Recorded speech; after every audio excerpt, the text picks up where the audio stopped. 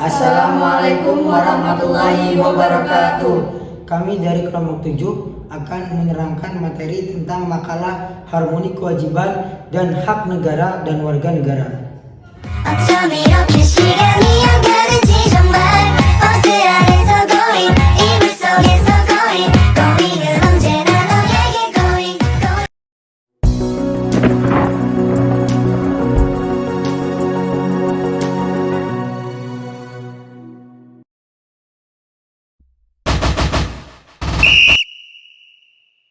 Yang pertama adalah menelusuri konsep dan urgensi harmoni kewajiban dan hak negara dan warga negara.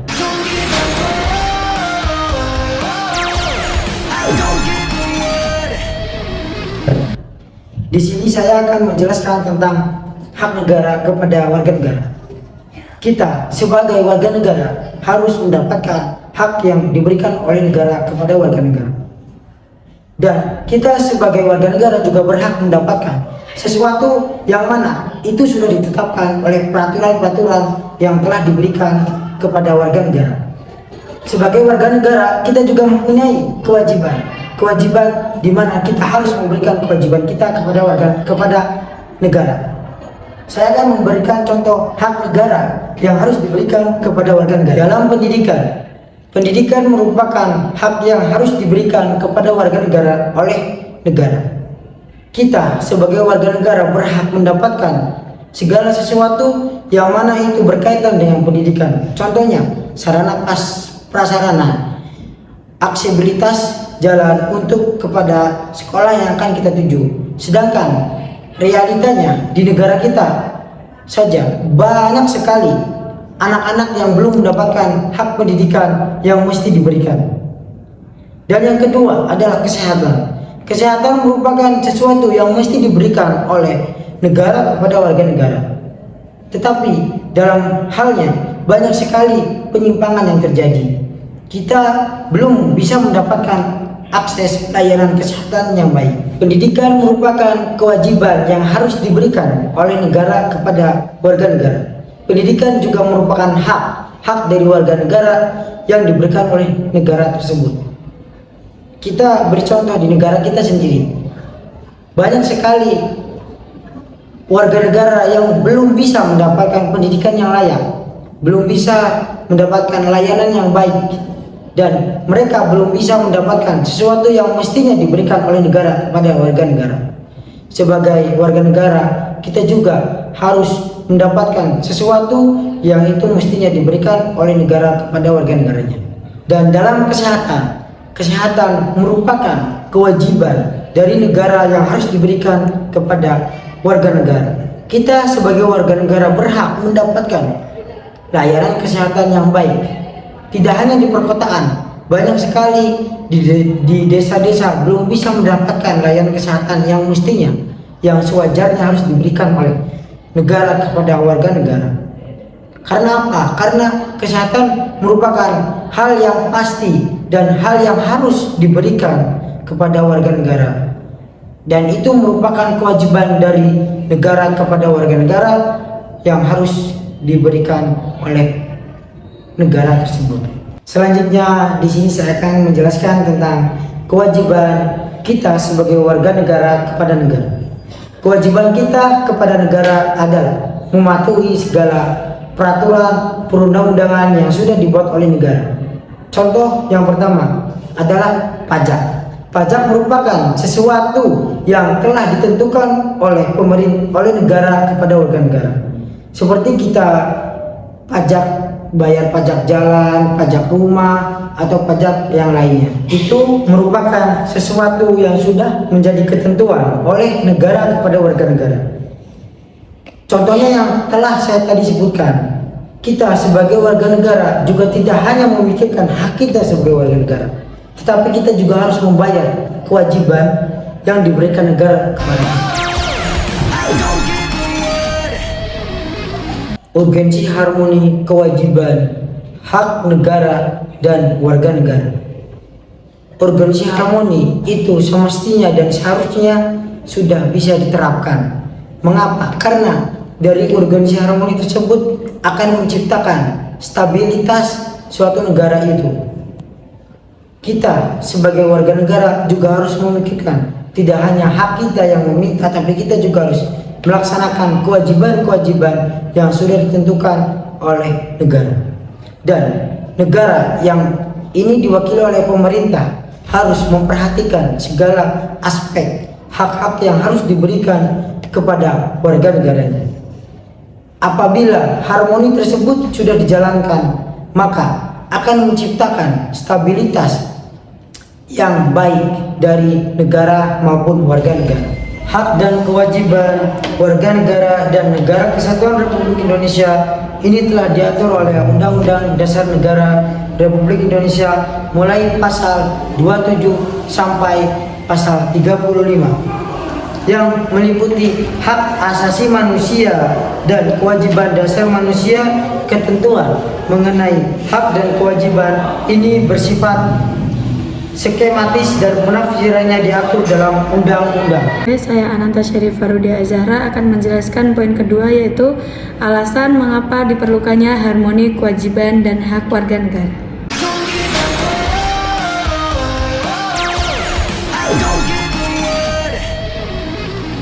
Hak dan kewajiban atau hak asasi manusia dewasa ini sangat perlu dikaji oleh negara kita. Karena negara kita adalah negara yang bersistemkan demokrasi. Apakah itu negara demokrasi? Negara demokrasi adalah negara yang membentuk atau mensistemkan sistem kedaulatan rakyat untuk dijalankan pejabatnya. Di satu pihak implementasi, hak dan kewajiban menjadi salah satu indikator keberhasilan tumbuhnya kehidupan demokrasi. Di lain pihak, hanya dalam suatu negara yang menjalankan sistem pemerintahan demokrasi, hak asasi manusia dan hak dan kewajiban warga negara dapat terjamin. Pengaturan hak dan asasi manusia maupun hak dan kewajiban warga negara secara lebih operasional dalam berbagai peraturan perundang-undangan sangat bermanfaat. Pengaturan demikian itu akan menjadi sebagai acuan bagi penyelenggara negara agar terhindar dari tindakan sewenang-wenang ketika mengoptimalkan tugas kenegaraannya. Sedangkan bagi masyarakat atau warga negara, hal itu merupakan pegangan atau pedoman bagi masyarakat atau warga negara dalam mengaktualisasikan hak-haknya dengan penuh rasa tanggung jawab. Hak dan kewajiban merupakan suatu yang tidak dapat dipisahkan. Apa itu hak? Hak adalah sesuatu yang harus kita dapatkan, dan kewajiban adalah sesuatu yang harus kita lakukan. Akan tetapi, terjadi penentangan antara hak dan kewajiban, karena tidak seimbang bahwa setiap warga negara memiliki hak dan kewajiban untuk mendapatkan kehidupan yang layak. Tetapi, pada kenyataannya, banyak warga negara yang belum merasakan kesejahteraan dalam menjalani kehidupannya. Semua itu terjadi karena pemerintah dan para pejabat tinggi lebih banyak mendahulukan haknya daripada kewajiban. Padahal, menjadi seorang pejabat itu tidak cukup hanya memiliki pangkat, akan tetapi mereka berkewajiban untuk memikirkan diri sendiri. Jika keadaan seperti ini, maka tidak ada keseimbangan antara hak dan kewajiban. Jika keseimbangan itu tidak ada, akan terjadi kesenjangan sosial yang berkepanjangan. Untuk mencapai keseimbangan antara hak dan kewajiban dengan cara mengetahui posisi diri kita sendiri. Sebagai seorang warga negara, harus tahu hak dan kewajibannya, seperti yang sudah tercantum dalam hukum dan aturan-aturan yang berlaku. Jika hak dan kewajiban seimbang dan terpenuhi, maka kehidupan masyarakat akan aman dan sejahtera. Hak dan kewajiban di Indonesia ini tidak akan pernah seimbang apabila masyarakat tidak bergerak untuk merubahnya. Oleh karena terciptanya kehidupan bernegara yang harmonis dan berkesinambungan antara kepentingan rakyat dalam pemenuhan hak dan kewajiban oleh negara. Negara kita adalah negara yang bersistemkan demokrasi, yang dimana rakyat adalah tahta tertinggi dari negara tersebut. Akan tetapi, seorang pejabat juga mempunyai haknya untuk mengatur warga negaranya. Contohnya adalah hak negara untuk menarik sejumlah uang atau barang tertentu dari penduduk yang dapat dipaksakan dengan bentuk peraturan. Berikutnya adalah kewajiban negara. Poin pertama, kewajiban negara untuk menyelenggarakan tugas negara demi kepentingan umum atau masyarakat, antara lain meliputi kewajiban negara untuk memelihara keamanan dan ketertiban. Yang kedua, memelihara jalan raya, pelabuhan, pangkalan udara, membangun gedung-gedung sekolah, rumah sakit, pembangunan pemeliharaan alat perhubungan, contohnya adalah pos, telepon, dan sebagainya. Poin kedua, kewajiban negara untuk membayar hak tagihan dari pihak-pihak yang melakukan sesuatu atau perjanjian dengan pemerintah. Berikutnya lagi adalah hak warga negara. Yang pertama, hak ekonomi atau hak untuk mendapatkan kesejahteraan sosial yang ada pada Undang-Undang Dasar Pasal 33 ayat 1-5. Yang kedua adalah hak atas pekerjaan dan penghidupan yang layak yang ada pada Undang-Undang Dasar Pasal 27 ayat 2. Yang ketiga adalah hak mendapatkan jaminan keadilan sosial yang ada di Undang-Undang Dasar Pasal 34.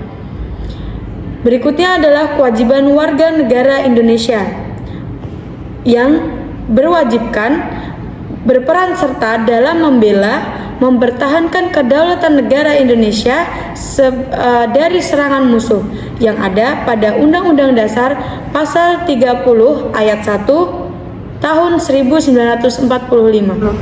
Saya, Mufrika Nuristia, akan menjelaskan tentang menggali sumber historis, sosiologis, dan politik tentang harmoni kewajiban dan hak warga negara.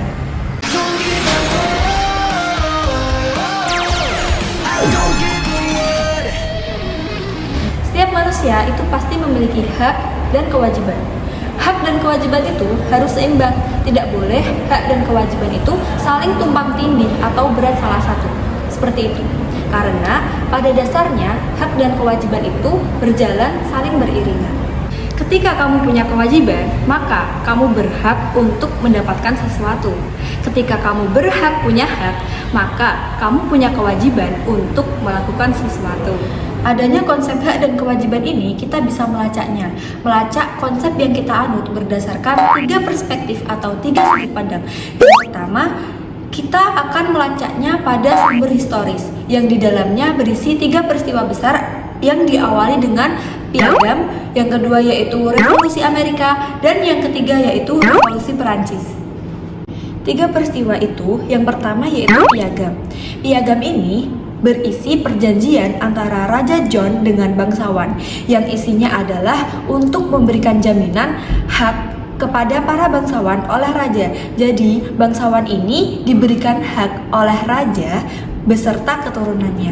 Yang kedua yaitu Revolusi Amerika, sebuah upaya untuk memerdekakan diri. Jadi rakyat Amerika itu ingin memerdekakan diri dari penjajahan Inggris. Nah, ini juga kemudian berakhir pada pembebasan hak antara rakyat Amerika dengan orang-orang yang menjajah, yakni Inggris. Dan yang ketiga yaitu Revolusi Perancis, salah satu peristiwa penting final dari munculnya konsep antara hak dan kewajiban. Karena berdasarkan Revolusi Perancis ini ada 3 hal yang kemudian disorot, yaitu hak atas kebebasan, hak atas persaudaraan, dan hak atas kesadaran. yang mana akhirnya ada muncul banyak sekali kemudian hak-hak yang ditawarkan yang dikenal dengan HAM atau hak asasi manusia. Ini bermula dari abad ke-20 dan dikenal dengan istilah the four freedom yang artinya adalah 4 kebebasan. Yang pertama yaitu kebebasan beragama, yang kedua yaitu kebebasan berbicara dan berpendapat, yang ketiga yaitu kebebasan dari kemelaratan, dan yang terakhir yaitu kebebasan dari ketakutan. Nah, itu tadi adalah perspektif historis. Sementara ketika melihat dari perspektif sosiologis, bahwa adanya konsep mengenai hak dan kewajiban ini berdasarkan pada adanya kenyataan sosial, adanya struktur sosial yang sangat-sangat masif dan sangat banyak terjadi permasalahan-permasalahan atau problem-problem sosial. Dan di saat kita melihat dari sudut pandang sosiologis, kita melihat adanya rakyat-rakyat yang ditindas, kemudian tidak mendapatkan apa yang dia dapatkan, adanya kaum-kaum yang menguasai sehingga merampas hak-hak yang dimiliki oleh rakyat yang dikuasai. Kenyataan-kenyataan seperti ini, ketimpangan, kesenjangan yang terjadi itu mengakibatkan perubahan-perubahan struktur sosial, di mana pada akhirnya struktur sosial itu dibagi menjadi 2. Yang pertama yaitu masyarakat kelas atas dan yang kedua yaitu masyarakat kelas bawah. Yang pada akhirnya masyarakat kelas bawah akan tertindas oleh masyarakat kelas atas, sehingga masyarakat kelas bawah ini tidak mampu berbuat lebih. Dia akan stuck, dia akan berhenti pada nasibnya itu sendiri. Karena ada hak-hak, ada aspek-aspek yang kemudian dikuasai oleh kalangan menengah atas. Itu adalah sumber sosiologis. Sementara kalau dilihat dari sumber politik, adanya konsep hak dan kewajiban ini bermula dari adanya perubahan Undang-Undang Dasar Negara Republik Indonesia tahun 1945, di mana di dalamnya ada tuntutan yang berisi tentang salah satunya yaitu menegakkan supremasi hukum dan penghormatan hak asasi manusia. Di sini ada salah satu yang disorot, yakni penghormatan hak asasi manusia. Karena apa? Karena dalam adanya penghormatan hak asasi manusia ini semakin menunjukkan bahwa manusia itu punya hak-hak tersendiri dan punya kewajiban-kewajiban sendiri yang harus dilakukan. Hak itu harus dijamin oleh negara dan kewajiban itu harus dilakukan oleh orang. Jadi itulah kemudian kita melihat sudut pandang historis, sudut pandang sosiologis, dan sudut pandang politik. Terima kasih.